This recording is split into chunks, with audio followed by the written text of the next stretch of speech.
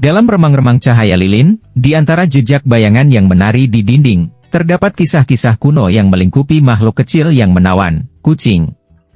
Mari kita mengarungi lorong waktu dan membenamkan diri dalam aliran kisah-kisah lama yang menyelimuti dunia kucing, memperkenalkan kita pada keajaiban, misteri, dan keindahan yang mengelilinginya. Legenda pertama, kucing Mesir. Pertama-tama, mari kita menapak tilas ke tanah Mesir kuno, di mana kucing dianggap sebagai manifestasi dari kekuatan spiritual. Mereka adalah wakil dari dewa-dewi yang disembah dengan penuh pengabdian. Dewi Bastet, misalnya, dianggap sebagai pelindung kota dan rumah, seringkali digambarkan dengan kepala seekor kucing.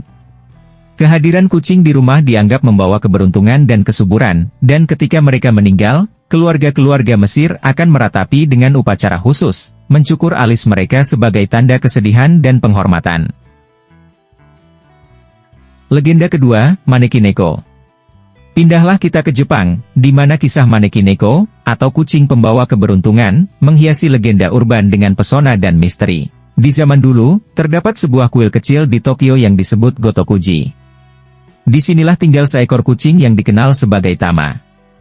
Suatu hari, ketika seorang bangsawan melintas di depan gerbang kuil, Tama mengangkat salah satu kakinya seolah-olah mengundangnya masuk. Bangsawan itu, tergerak oleh gestur kucing itu, masuk ke dalam kuil untuk menemukan perlindungan dari hujan deras. Sebagai balasannya, bangsawan itu memberikan hadiah besar kepada kuil, membawa kemakmuran dan keberuntungan bagi penduduk di sekitarnya. Sejak itu, Maneki Neko, kucing yang mengangkat salah satu kaki depannya, menjadi simbol keberuntungan dan kesuksesan. Legenda ketiga, kucing hitam.